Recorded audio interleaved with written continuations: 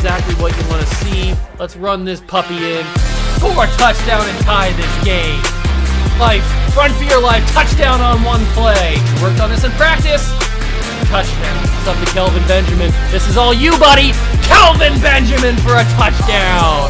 Oh, he toasted his man. Holmes toasted his man. Spin move. Oh!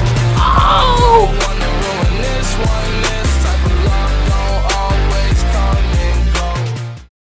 What's going on, guys? Welcome back to another video here on the What a Juice channel, and welcome back to some more discussions.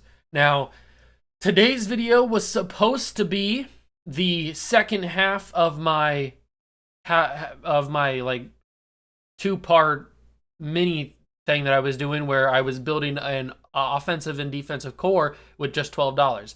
Last Wednesday was the $12 offensive core video, and now today's video was supposed to be the defensive side of things. But there was some news that broke a couple days ago that I finally have some time to react to and sit down and talk about. And like I said, Wednesdays are kind of just an up in the air day, so it's kind of anything goes on Wednesdays on the channel here. So whatever, if news breaks, that's what I'm going to talk about, or if I have something like that offensive thing that I was going to talk about or defensive thing that I was going to talk about, then we'll do that. But since news broke a couple of days ago, I felt like I had to talk about it because it's very significant news. Now, if you have not heard, I'm assuming you have, since it's been a day or two since the news actually first dropped, that Josh Gordon was officially reinstated by the NFL. Now, if you are not familiar with Josh Gordon's previous history, I'll fill you in.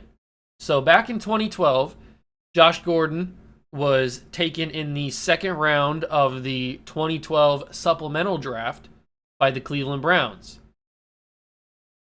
I'm sure a lot of you people don't even know what the supplemental draft is, and I don't even really know what it is. I don't think we have it anymore. I don't think they do it anymore. If they do, I'm not aware of it. But it's for draft picks or for players that are fringe and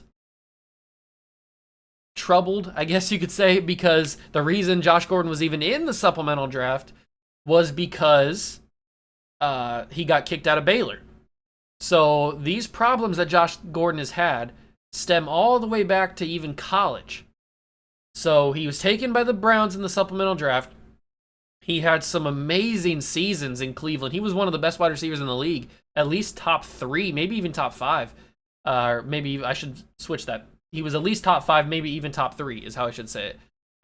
He was really good. Nobody could stop him. He was getting double covered and still getting catches, still getting touchdowns. Really, really good.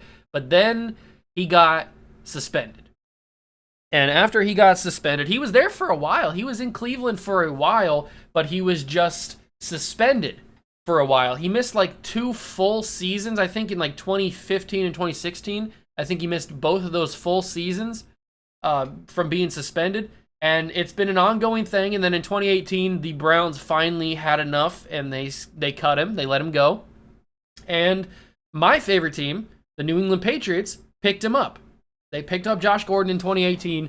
I'm pretty sure he has a Super Bowl championship. I'm pretty sure he has a ring from the 2018 Rams game. I don't think he played in that game, if I'm not mistaken. I don't think he did play in that game. I can't remember, to be honest with you. It's been a while since that Super Bowl. But he does have a championship. So, didn't he sell it? I thought I read an article where he sold that ring. I can't remember if that's true or not. I feel like I read that somewhere where Josh Gordon sold that championship ring. I don't know. He was on the team that won the Super Bowl with the Patriots. So he goes there. He's there for about a year and a half, maybe 2 years. He gets cut there because he's keep having all these suspensions, and he can't keep himself straight. He can't stop smoking the marijuana. So he's got a weed problem, basically. And so now that the NFL doesn't penalize you for smoking marijuana and smoking weed, Josh Gordon should hopefully have an easier time. But once he got done in New England, then Seattle picks him up, and they give him a run, and he plays alongside DK Metcalf for about a year or maybe less. And then after that, he goes to I have the notes down here if you didn't know what I was looking at. After that, he goes to the fan-controlled football league alongside Johnny Manziel, which just got done earlier this year. And once he did, excuse me, once he did that, he's reinstated now with Kansas City because Kansas City has approached to possibly, and I'm feeling like it's going to happen, sign, if it already hasn't happened yet, sign Josh Gordon. Now, how I feel about Josh Gordon doesn't really matter. It's kind of like I don't really care about Josh Gordon at this point. I hope that he can, whatever demons that he's fighting, obviously I hope off the field issues are figured out. I know he's had problems for almost a decade at this point, maybe even longer than a decade, stemming back to high school probably. So I hope whatever off the field demons he's battling, he can figure out, because as a human and as a person, I hope that he gets on the straight and narrow. I hope he figures out what his problem is and he can get some help, because he obviously has some sort of, not just addiction, but he has some sort of mental issue going on where he can't stay clean. He can't stay out of trouble with these substances. So, and it wouldn't be a problem if he wasn't trying to play in the NFL. So, now that Kansas City has expressed interest, and depending on if they signed him yet or not, I haven't seen anything yet, but that could just be on me. They're going to be pretty dangerous. You would think, on paper, in theory, Kansas City is going to be pretty dangerous. With Tyreek Hill, Travis Kelce, Clyde Edwards-Helaire, and now adding Josh Gordon into that. But how Josh Gordon is going to play is going to be very, very interesting to watch. Are you going to get the Josh Gordon from the Cleveland Browns that, when healthy and when on the field, was one of the best wide receivers that we've seen in the past decade? Or are you going to get the Josh Gordon that is okay, but has more off-the-field problems to deal with and can't stay on the field to be productive? Because even when he was in New England, he was pretty decent. And when he was in Seattle for that short amount of time, he was pretty decent. So talent has never been an issue with Josh Gordon. It's never been about, can he play football? Can he be a productive wide receiver? Can he be one of the best wide receivers in the league? That's never been a question, because he's proven that in Cleveland that he can do that. But the questions with Josh Gordon have always been, can he stay on the field? Can he stay out of trouble? And can he not get suspended again? Because it seems like every single time he gets another chance, he ends up blowing it. And I don't really know. The problem I have with it is, I don't know why the NFL keeps on entertaining this. They have a track record to look back on of reinstating Josh Gordon and then suspending him again.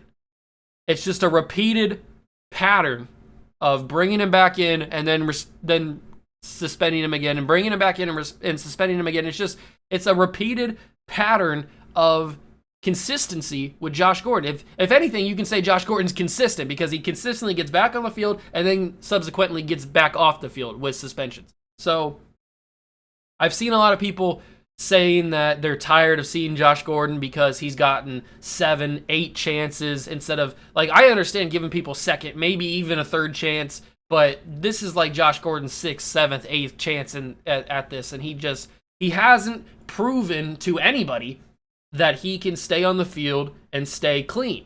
So I don't really think this is a big issue, because I don't think Josh Gordon is going to stay healthy, or stay clean, I should say, or stay on the field. I feel like he'll play maybe the remainder of this season with the Kansas City Chiefs. Maybe he has a good year, and something will happen during the offseason, and he'll get suspended again. Or something may even happen during the season, because we still got a long way to go. So I just don't have any faith in Josh Gordon, because he's never proven me wrong. So once he proves over a consistent period of time that he can stay clean and stay on the field and help out a football team, then we'll have a different discussion. Then we'll have a different conversation about, is Josh Gordon a top receiver in the league now?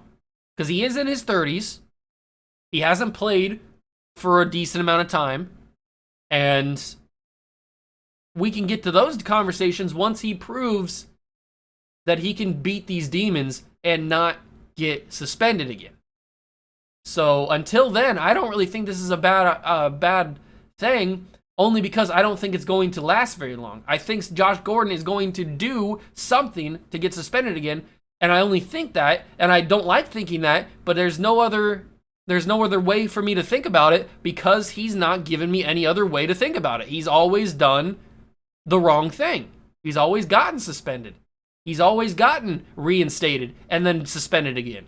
It's the same kind of thing with John Jones in the UFC.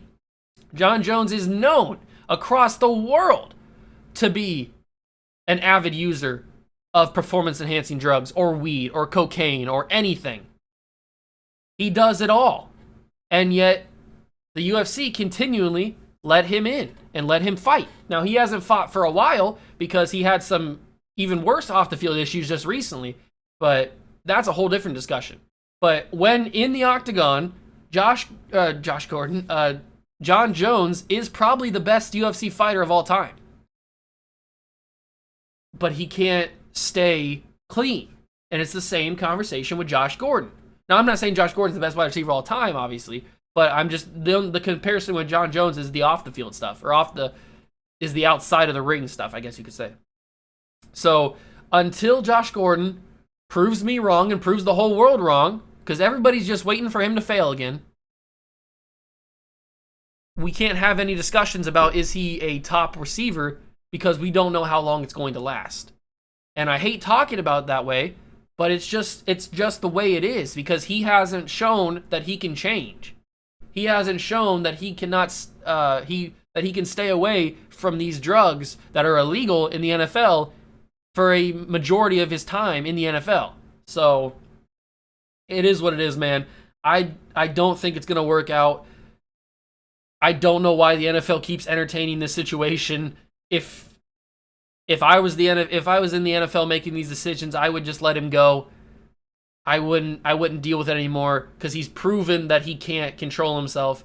We've given him, if I was I would be saying we've given him 6 chances, 7 chances. We've given him all these chances, and he keeps on spitting in our faces and still doing what he wants to do. So some people, I hate to say it, but some people can't change. And Josh Gordon, at least previously, has proven he can't change. So maybe this time will be different. Maybe it will be. I don't know. I hope so. For the human being, I hope that it will change. And I hope he gets clean, and I hope he can stay on a football field consistently, and hope that, even though I hate the Chiefs, I hope that he can help them out and actually be a productive member of the team, because I do think he's a really good football player. I do think he's got that it factor that we haven't been able to see because he's not been on the field consistently. So let me know down below what you guys think. If you guys agree with me, or if you disagree with me, that's totally fine. It's my opinion. It's your opinion. It's a weird situation, basically. So let me know down below what you guys think. That's going to do it for me, though. Thank you guys so much for stopping by and watching. Make sure to smash that like button, notification bell, and the subscription button as well. Join the Juice Club, and I'll catch you guys in the next one. Peace.